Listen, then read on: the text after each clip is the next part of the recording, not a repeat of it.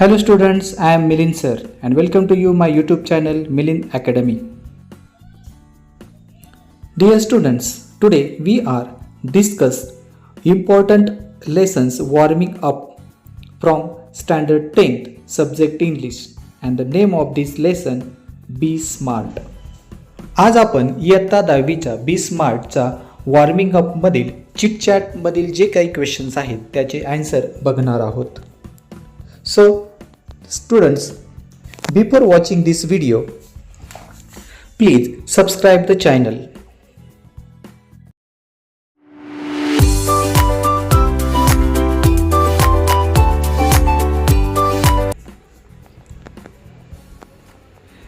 Chit chat question number first.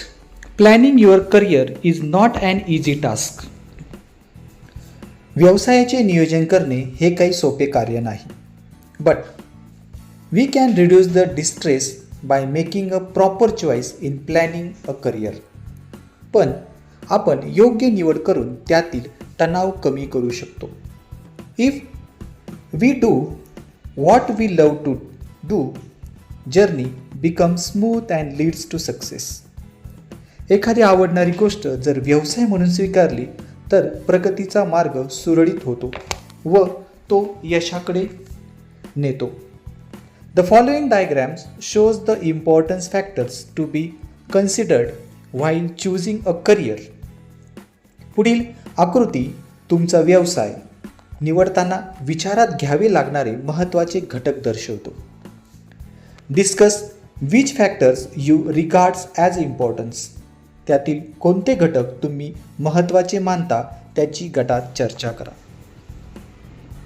Answer: I think skills, interest, ability, personality, traits and financial gains plays vital role in choosing a career and demand, family, profession, future prospects are least important factors while choosing a career. Question number 2. An acrostics is a form of writing where the first letter in each of the lines from another word. ज्या लिखाणाच्या प्रकारात प्रत्येक ओळीच्या पहिल्या अक्षराच्या जुळणीतून एक नवीन अर्थपूर्ण शब्द तयार होतो अशा लिखाणास ॲक्रोस्टिक असे म्हणतात. Prepare on your own such acrostics for. पुढील विषयांवर तुमचे स्वतःचे ॲक्रोस्टिक तयार करा. पुढील ॲक्रोस्टिक तयार करण्या अगोदर आपल्याला या ठिकाणी एक फ्रेंड्सचे एक्झाम्पल दिलेलं आहे, ते एक्झाम्पल आपण बघूया. First, F means faithful, R means respectable, I means inspiring, E means encouraging, N means noble and D means dependable. अशा पद्धतीने आपण देखील अशा प्रकारचे ॲक्रोस्टिक्स बनवू शकतो. तर चला आता आपण जे काही विषय दिले आहेत त्या विषयाचे ॲक्रोस्टिक्स बनवूया. First, your dearest family member. आपला आवडता फॅमिली मेंबर, आपल्या सर्वांची आवडती असते ती आपली आई, मदर. तर आपण मदरचं ॲक्रोस्टिक या ठिकाणी बनवूया. Mother M merciful, O outstanding, T trustworthy, H hardworking, E extraordinary, R reliable. Next subject, name of your best friend. तुमचा बेस्ट फ्रेंड विषयी ॲक्रोस्टिक बनवा. तर चला आपण एका मुलाच्या नावावर एक ॲक्रोस्टिक्स तयार करूया. Tejal. T for true, E efficient, जे जॉली, ए ॲम्बिशियस, एल लविंग. अशा पद्धतीने तुम्ही देखील तुमच्या मित्राच्या नावाचं ॲक्रोस्टिक्स तयार करू शकता. Next subject, a quality of feeling.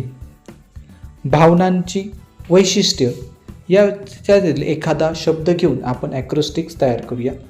आपण वर्ड्स घेऊया. स्मार्ट, एस मीन्स सोबर, मॅनरली, ए ॲक्टिव्ह, रेडियंट, टी टॅलेंटेड. अशा पद्धतीने तुम्ही देखील एखादं फिलिंग्स घेऊन त्याविषयी ॲक्रोस्टिक तयार करू शकता. नेक्स्ट सब्जेक्ट एनी प्रोफेशन, कुठलाही व्यवसाय. या ठिकाणी आपण डॉक्टर हे प्रोफेशन घेऊया. डॉक्टरचं D for dedicated, O observant, C caring, T thoughtful, O objective, R reassuring. अशा पद्धतीने तुम्ही देखील एखाद्या प्रोफेशनचं ॲक्रोस्टिक्स तयार करू शकता. Question number 3. Say whether the underlined words in the following sentence are used as a noun or verb or adjective. खाली दिलेल्या वाक्यांमध्ये अंडरलाईन केलेला जो शब्द आहे तो नाऊन, व्हर्ब, ॲडजेक्टिव्ह यापैकी कोणता आहे ते आपल्याला या ठिकाणी सांगायचं आहे. First sentence, I walk to school every day. या ठिकाणी वॉक या शब्दाला अंडरलाईन केलेला आहे. आता वॉक हा शब्द ॲज अ व्हर्ब म्हणून आलेला आहे, म्हणून राईट आन्सर आहे verb. B, I go for a walk every day. या ठिकाणी देखील वॉकला अंडरलाईन केलेलं आहे, मात्र या वाक्यामध्ये वॉक हे ॲज अ नाऊन म्हणून आलेलं आहे, म्हणून राईट आन्सर आहे noun. C, they gave me a gift every day. या ठिकाणी गिफ्ट या वर्डला अंडरलाईन केलेला आहे. गिफ्ट हा ॲज अ नाऊन म्हणून या सेंटेन्समध्ये आलेला आहे, म्हणून राईट आन्सर आहे noun. Next sentence, D, you can gift for her a story book. या ठिकाणी गिफ्ट या वर्डला अंडरलाईन केलेला आहे. या ठिकाणी गिफ्ट हा वर्ड मात्र व्हर्ब म्हणून आलेला आहे, म्हणून व्हर्ब हे याचं राईट आन्सर आहे. Next sentence, E, it was sold as a gift pack. या ठिकाणी परत एकदा गिफ्ट या वर्डला अंडरलाईन केलेला आहे, मात्र या ठिकाणी गिफ्ट हा ॲज अ ॲडजेक्टिव्ह या म्हणून या वाक्यामध्ये आलेला आहे, म्हणून याचं राईट आन्सर आहे adjective. F, they bought a new house on 10th street.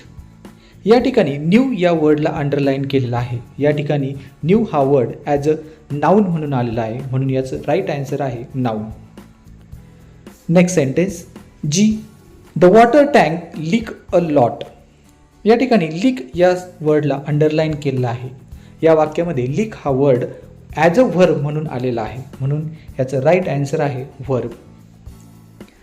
Next sentence, H, the old age home houses 100 ageing and homeless people. या ठिकाणी हाऊसेस हा वर्ड ॲज अ व्हर्ब म्हणून आलेला आहे, म्हणून या ठिकाणी याचं राईट आन्सर आहे व्हर्ब. अशा पद्धतीने आज आपण बी स्मार्ट या लेसनचा वॉर्मिंग अप या ठिकाणी बघितले.